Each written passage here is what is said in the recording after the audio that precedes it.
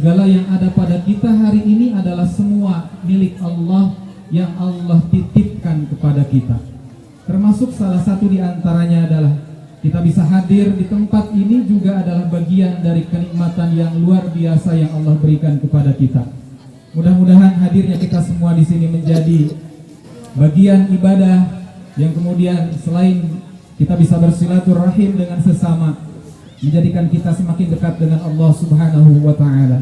Amin ya rabbal alamin. Hadirin kaum muslimin wal muslimat rahimakumullah.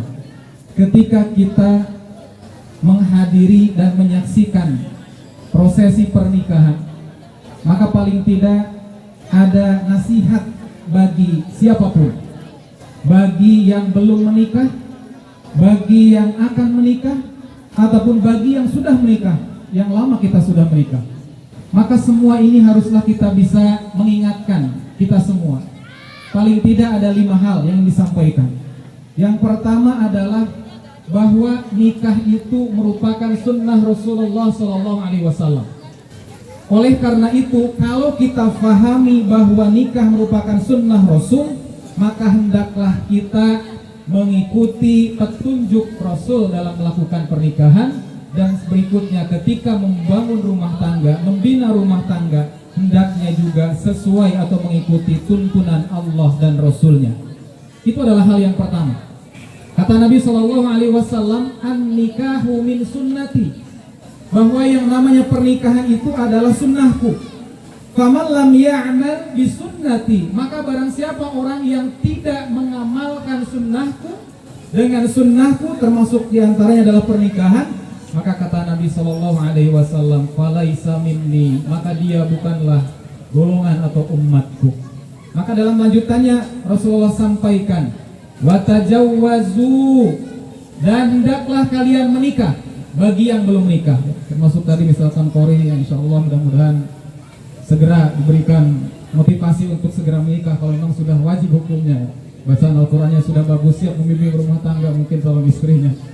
Kemudian apa kata Nabi SAW? Menikahlah kalian karena Nabi fa inni mukatsirum bikumul umam. Nabi kita, Nabi SAW itu bangga dengan umatnya yang memperbanyak keturunannya. Nah, jadi kalau dengan menikah kan pasti akan mendapatkan keturunan. Kalau tidak menikah ya tidak ada keturunan. Meskipun bisa jadi tidak sesuai dengan tuntunan petunjuk Nabi, pernikahannya adalah batal. Inilah hal yang pertama yang harus kita ingatkan. Mari kita yang sudah menikah, kita kembali bina rumah tangga kita sesuai dengan petunjuk Allah dan Rasulnya. Qul in kuntum tuhibbunallah fattabi'uni yuhibbukumullah wa yaghfir lakum dzunubakum. Kata Allah, katakanlah Muhammad dan kita semua sebagai umat Nabi SAW, jika kita mencintai Allah, maka ikutilah Rasulullah Muhammad SAW, niscaya Allah akan mencintai kalian dan Allah bahkan mengampuni dosa-dosa kalian. Ini adalah hal yang pertama. Kemudian yang kedua, bahwa menikah, ya khususnya ini Ananda Roy yang sudah siap insya Allah sebentar lagi dinikahkan, dan kita semua yang sudah menikah atau yang belum menikah. Yang kedua adalah orang yang menikah merupakan satu dari 3 orang yang akan mendapatkan pertolongan Allah Subhanahu wa taala. Dalam sebuah hadis Nabi SAW, salasatun haqqun 'ala Allah. Ada 3 orang yang berhak mendapatkan pertolongan Allah atasnya. Ya, aulahumullah, yaitu siapa mereka? Yang pertama adalah al-mujahid fi sabilillah, orang yang berjihad di jalan Allah. Yang kedua adalah wal mukabata alladzi yuridul adaa, orang budak mukatab yang mereka ingin menghendaki kemerdekaan. Dan yang ketiga adalah wan nakahi, dan orang yang menikah alladzi yuridul afafa, yang mereka ingin menjaga kehormatan. Oleh karena itu, sebelum nanti ijab kabulkan, diakad nikahkan kepada Ananda Roy, pastikan niat yang akan ada dalam pernikahan ini adalah semata-mata karena Allah dalam rangka menjaga kehormatan. Kalau kita niatnya untuk menjaga kehormatan, insya Allah Allah menjamin akan dapat memberikan pertolongan kepada kita semua. Ini adalah bahan muhasabah kita semua. Mari bagi yang sudah lama menikah juga kita ingatkan kembali bahwa pernikahan kalau mau mendapatkan pertolongan Allah, maka tentu niatnya adalah untuk menjaga kehormatan kita, bukan untuk hal-hal yang di luar itu. Yang ketiga adalah ketika umat Nabi SAW yang menikah dan mengamalkan petunjuk-petunjuk Nabi, plus nanti pada saat membina rumah tangganya, maka kata Nabi SAW akan menjadi teladan, menjadi yang terbaik. Keluarga yang dibangunnya adalah keluarga yang menjadi teladan. Masyarakat yang ada di sekitarnya adalah masyarakat yang teladan.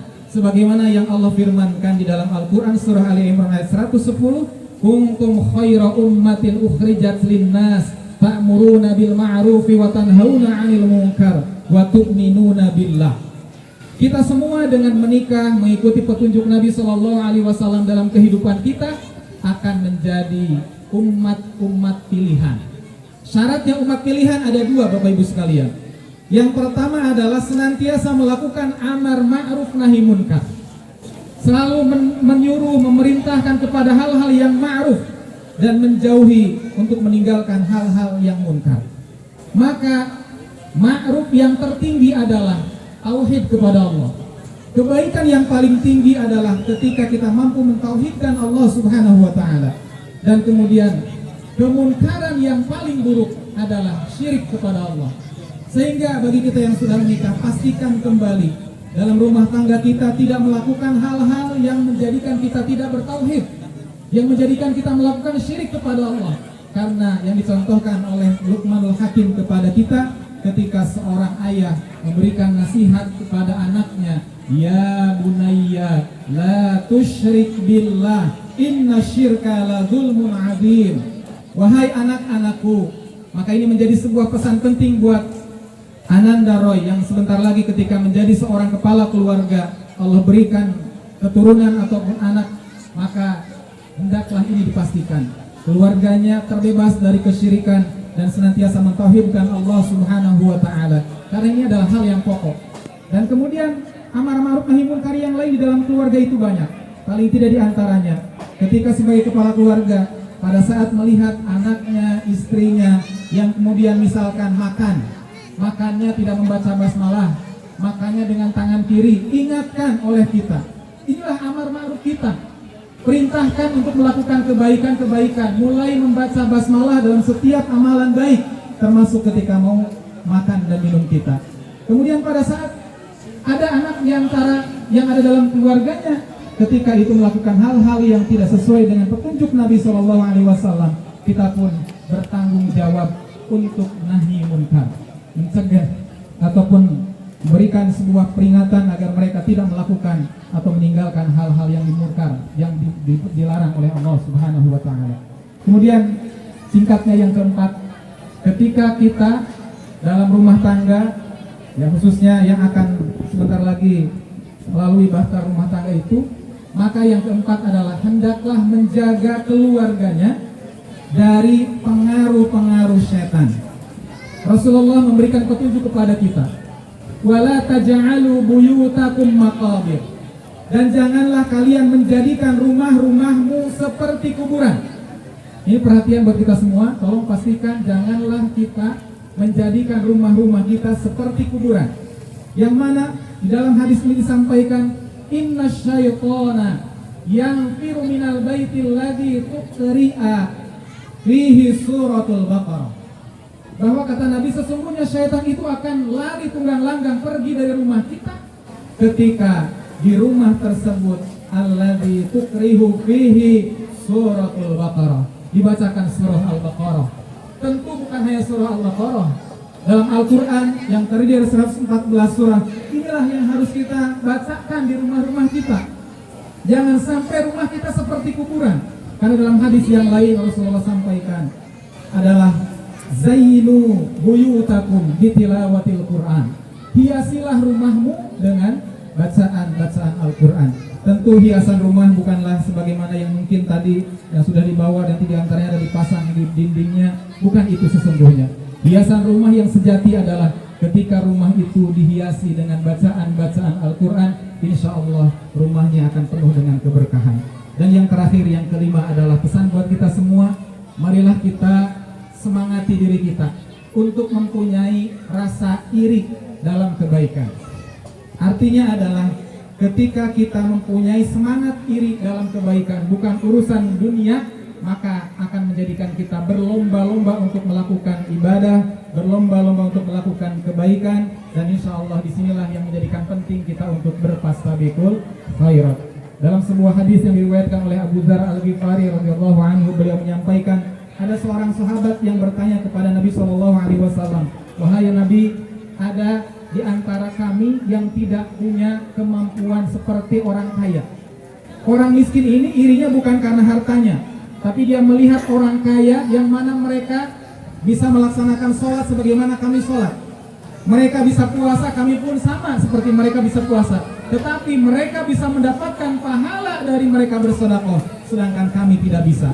Maka Nabi SAW memberikan jawaban dari pertanyaan itu, bahwa dengan berzikir adalah sedekah, tasbih adalah sedekah, tahmid adalah sedekah, takbir adalah sedekah. Bahkan ketika seorang suami menjumpai istrinya, kemudian memberikan haknya, memberikan nafkah berupa nafkah batinnya, itu termasuk sedekah. Oleh karenanya mudah-mudahan dalam rumah tangga yang akan dibingkai dengan ikatan yang sesuai dengan petunjuk Nabi SAW, tentu akan mengantarkan kita menjadi keluarga-keluarga yang diidamkan oleh kita, yaitu keluarga yang sakinah, mawaddah, warahmah. Dan mudah-mudahan mari kita yang hadir mendoakan kedua calon mempelai yang sebentar lagi akan diijab kabulkan. Mudah-mudahan mereka mendapatkan pertolongan Allah Subhanahu wa Ta'ala, termasuk kita semua pun sama. Mudah-mudahan Allah berikan keberkahan dalam rumah tangga kita, menjadikan keluarga-keluarga kita merupakan keluarga yang diridhoi oleh Allah Subhanahu wa Ta'ala. Amin ya rabbal alamin.